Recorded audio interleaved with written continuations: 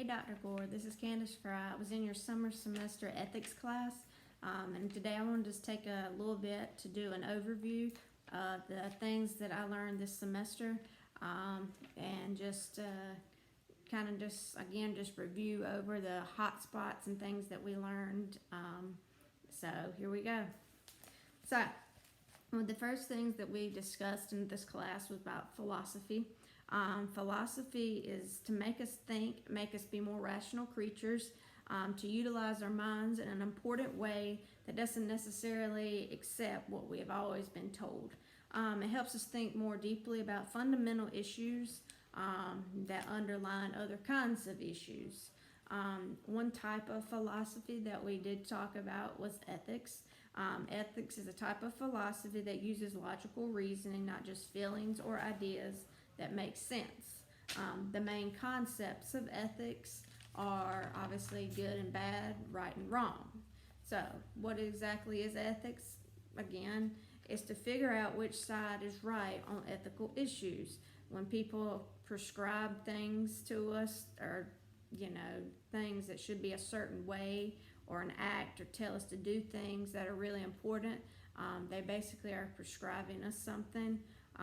So prescribe is just to tell us how things should be done. A good example of this is just going to the doctor, and the doctor tells you if you have a cold to take an antibiotic twice a day for 10 days. That's kind of an example of prescribing. It helps us rely on our rational thinking to be more logical instead of relying on emotion. So our rationality helps us figure out which is actually good and what is actually bad. So, why do we like to study ethics? Again, it just gives us the tools that we need to take on some of the more pressing issues in society, and as members of society and as individuals ourselves. Like the things such as, what do I care about? What do I value? What am I to do, or how am I supposed to live? Which I think right now is definitely very, very important, especially with the change in society that we are currently seeing now. I think ethics is more important more than ever right now. After ethics, we kind of touched on a subject called relativism. Relativism is the idea or view that there is no objective standard of truth. One subset of relativism is called moral relativism, which that everything that someone thinks is true. So there's two types of relativism that we discussed. There's individual relativism and social cultural relativism. Individual relativism is the idea that my truth or the judgments are not based on anything objective. They're just merely something that I believe, my opinion. Again, if I think it's July and it's snowing outside, then since I believe it to be true, it must be true. So, another type of relativism is the social cultural relativism. It's the idea that truth is only a reflection of what the society believes to be rather than anything that is objective. One of the biggest problems with relativism is it doesn't give you the ability to say that there are universal human rights. Also, another problem, mainly with individual relativism, is that being a human being, we all make mistakes. So that's a big problem with it. Relativism it makes the stronger claim that when we make something true, when a group of people believe it to be true, a lot of times we like to follow the crowd, go with whatever they say. Another problem is people from two different cultures.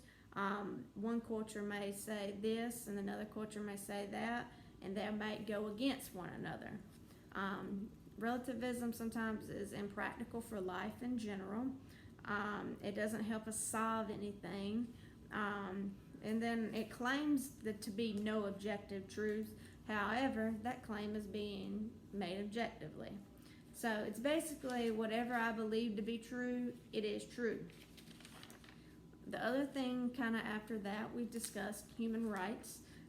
They're inalienable fundamental rights to which a person is inherently entitled simply for being human.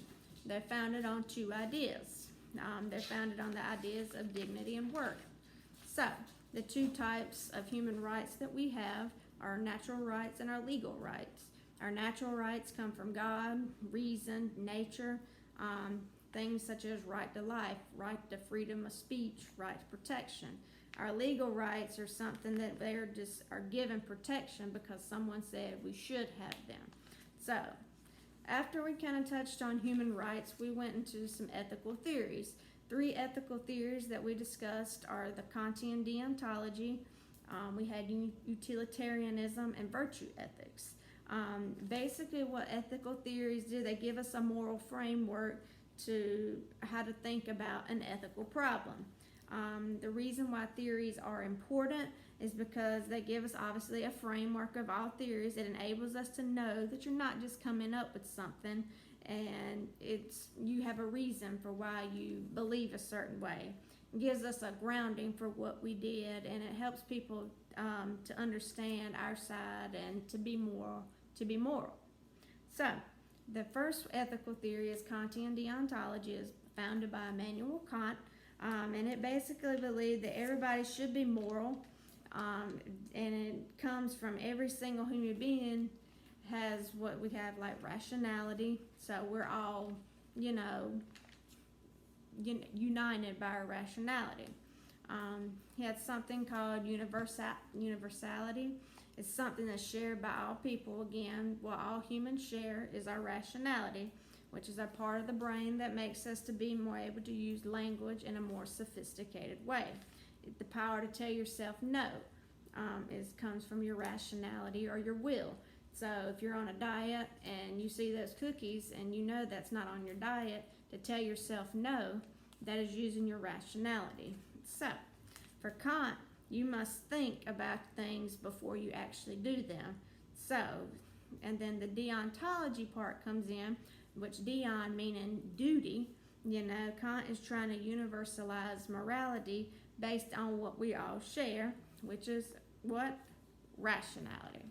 Rationality, again, or reason are extremely important because they come from experience that we might have. We don't just follow our instincts, but we learn things from like experience or just using our rationality. One of the other things that we kind of touched on after Kantian deontology was something called utilitarianism, which is it's a moral theory that focuses more on the results or the consequences of our actions more than the inclinations, which Kant focused on. So, it's basically our actions should be measured in terms of happiness and pleasure.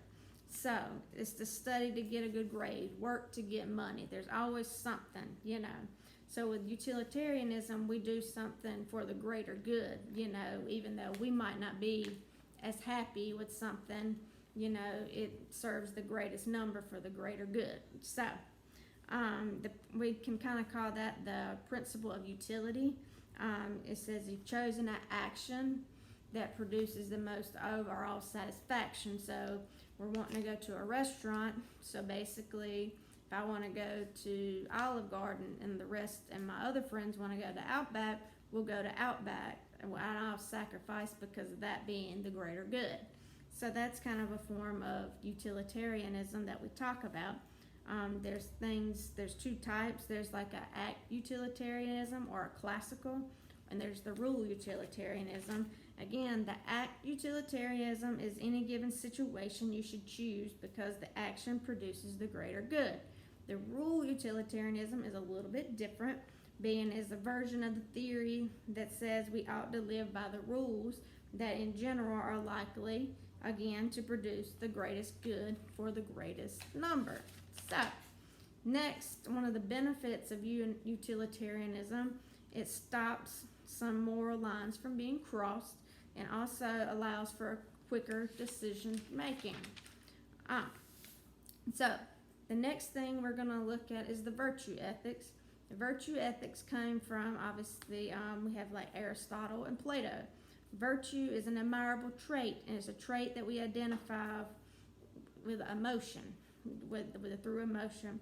Virtue ethics is an inquired acquired excellence, then a virtue, as we can think of it, is a deep acquired excellence, admirable behavior, and reliable for success. Virtue ethics basically carries about to the type of person that you are. And again, Aristotle and Plato were big with virtue ethics, and it's to fulfill your defining function. What is your purpose? What is a human's virtue? What makes us human? And it's, again, we talked about the word telos, which means purpose or goal, or end to something. So, with virtue ethics, an example with that would be like you take chemistry to understand organic chemistry. You take organic chemistry because you got to get into nursing or med school or pharmacy to help people, and then you help people because you care about health. There's always a reason or bigger reason as to why you're doing something. We kind of discussed a term called eudaimonia, which is basically going to flourish in the way that they reason and treat other people. There's two kinds of virtue ethics. There's intellectual virtue and there's moral virtue. Intellectual virtue is more of your thinking. You're not born to have a long concentration. It takes a skill to obtain it. It's developed by teaching, by habit, Then there's moral virtue, which is not an action you perform. It's a state of character, concerned with the quality or conduct of life or habit. But we have to have that, something. It's basically, an example would be just because, say I'm a liar and I tell the truth for a week, that does not make me a virtuous person. So, it's something that's inside you, trust, love, compassion. It's actively, you can continue to do it, but it comes from deep within you, is basically what that virtue is.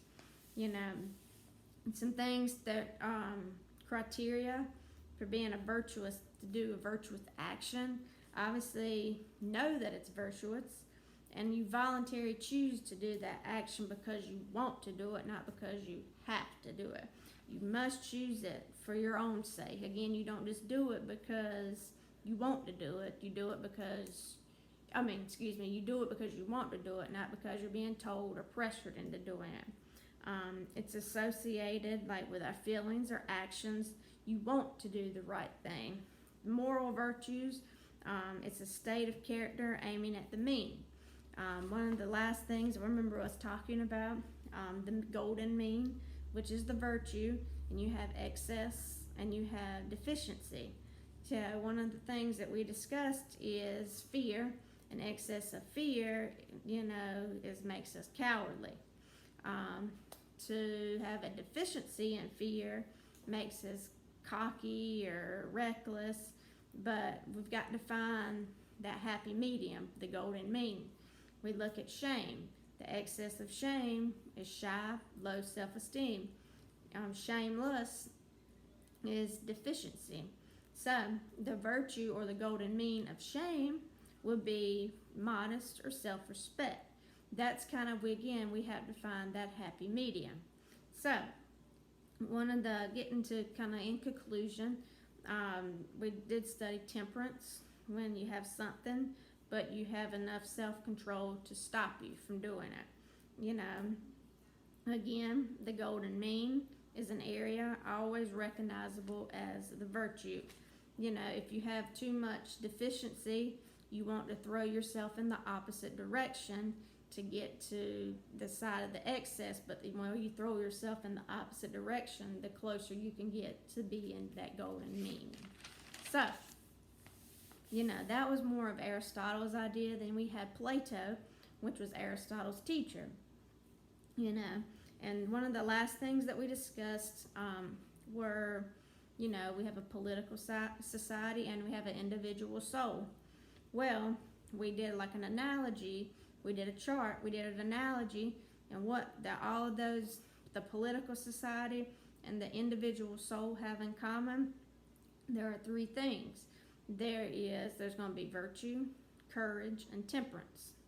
We need wisdom, courage, and temperance, or virtue, to have justice. and justice requires those three virtues: reason, and that's the analogy. But obviously, this is just some of the stuff that we went over, some of the main concepts and main points. Again, this class, it was challenging for me, but I enjoyed it. It made me think a whole lot more about things I don't normally think about. I hope I can continue to apply this in my career field that I'm looking at going into, which is counseling. Again, I hope this video was helpful and helped show that I did learn a lot of the material, but again, it was a struggle, but it made me think. Thank you, Dr. Gord, and again, I hope this video was helpful, and have a great rest of the summer, and thank you again.